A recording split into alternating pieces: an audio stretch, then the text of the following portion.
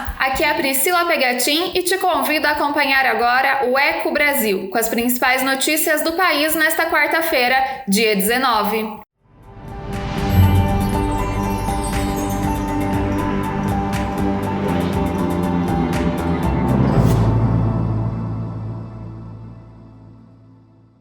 Antes de ouvir as informações mais importantes de hoje, inscreva-se em nosso canal e ative as notificações para ficar por dentro do que acontece no Brasil e no mundo. O INSS começa amanhã a pagar a prova de vida por biometria facial. Cerca de 500 mil pessoas vão ser contatadas para o procedimento. Thiago Marcolini traz os detalhes. A partir do dia 20 de agosto, o INSS inicia o projeto piloto de prova de vida por biometria facial. O trabalho é feito em parceria com a Secretaria de Governo Digital do Ministério da Economia e a Dataprev. O trabalho é feito em parceria com a Secretaria de Governo Digital do Ministério da Economia e a Dataprev, e a expectativa do Instituto é de que 500 mil pessoas participem nessa primeira etapa. Segundo o INSS, ainda deve haver ajustes para que o procedimento possa ser implementado posteriormente para todos os beneficiários. Para realizar a prova de vida digital, o Instituto vai usar a base de dados do Departamento Nacional de Trânsito e do Tribunal Superior Eleitoral. Os primeiros contatos com os segurados vão começar a ser feitos nos próximos dias pelo INSS por meio de mensagens enviadas via SMS, Central 135 e e-mail. A prova de vida será feita por reconhecimento facial com o uso da câmera do celular do beneficiário por meio do aplicativo do Meu INSS e do aplicativo do Governo Digital. A Caixa Econômica Federal reduziu o horário de atendimento ao público. As agências funcionam agora das 8 às 13 horas. Segundo o banco, todos que chegarem dentro desse horário serão recebidos. Ouça com Felipe Moura. As agências da Caixa Econômica Federal já estão funcionando em novo horário. Desde essa terça-feira, o atendimento ocorre das 8 da manhã à 1 da tarde. Antes, as agências ficavam abertas até às 14 horas. Mesmo com a redução no horário, o banco reforça que as pessoas não precisam madrugar nas filas, pois todas as pessoas que chegarem às agências durante o período de funcionamento vão ser atendidas. A Caixa destaca que os cidadãos podem movimentar o saque emergencial do FGTS e o auxílio emergencial pelo aplicativo Caixa Tem. Além disso, os usuários que precisam atualizar o cadastro podem enviar a documentação pelo aplicativo. O governo começa o planejamento para 2021. Yuri Hudson comenta sobre os trâmites para definir o orçamento em tempos de crise. A equação para o orçamento de 2021 é a seguinte: o governo não pode gastar mais do que recebe, está preso ao teto de gastos, vai ter mais demandas para investimentos e provavelmente uma queda na arrecadação. O cenário é propício para uma disputa entre ministros do governo para uma fatia maior do orçamento, ou seja, muita polêmica pela frente para definir os gastos do próximo ano. Por exemplo, em plena pandemia da Covid-19, o governo prevê reduzir o orçamento da saúde dos atuais 134 bilhões para 127 bi. Oficialmente, o Ministério da Economia diz que não comenta os números, já que o governo não fechou a proposta, apenas está estudando.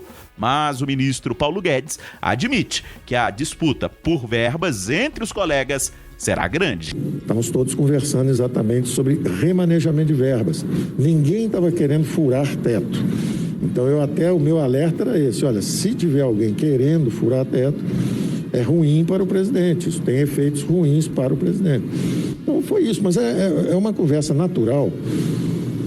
É uma conversa natural. Qualquer governo tem seus desejos, fazer seus investimentos. Outra polêmica no desenho do orçamento é a possibilidade dos recursos para a educação serem menores do que para a defesa.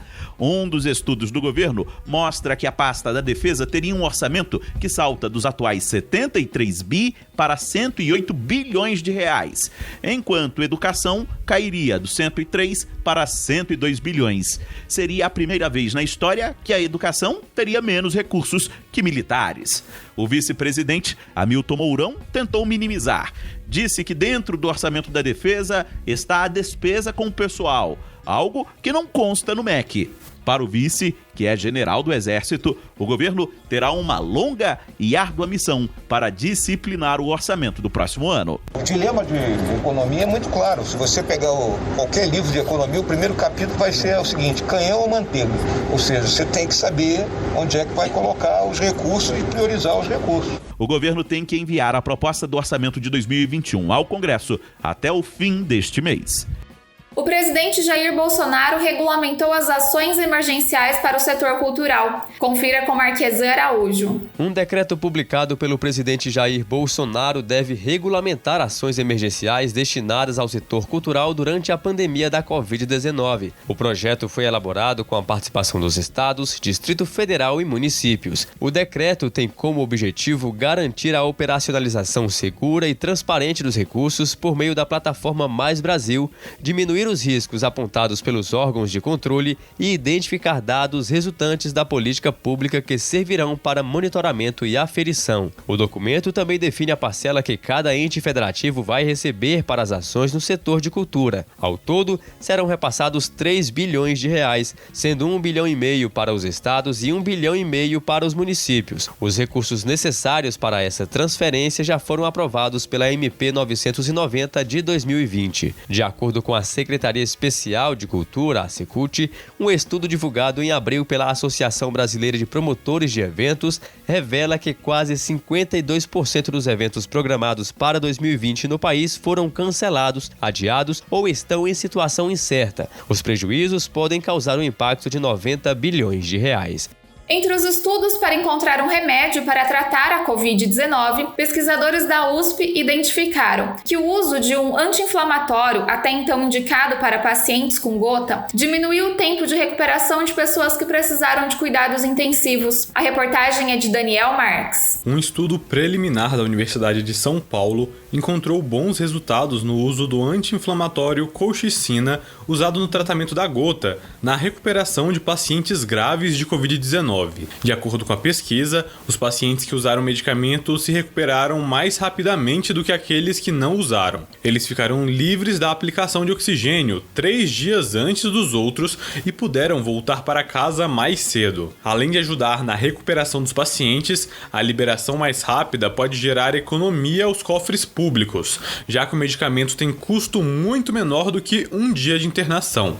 O teste inicial foi feito com 38 pacientes. Agora, a pesquisa deve ampliar os testes para voluntários para verificar se os resultados vão se repetir em maior escala. Mas os pesquisadores avisam que o medicamento teve eficácia para diminuir o tempo de hospitalização de casos graves e não serve para a prevenção nem para tratar sintomas leves da doença. Se usado na dose errada, o medicamento pode causar sérios problemas. O Eco Brasil de hoje fica por aqui. Esta é uma parceria com as agências Brasil 61 e Rádio Web. Nos encontramos amanhã. Até mais!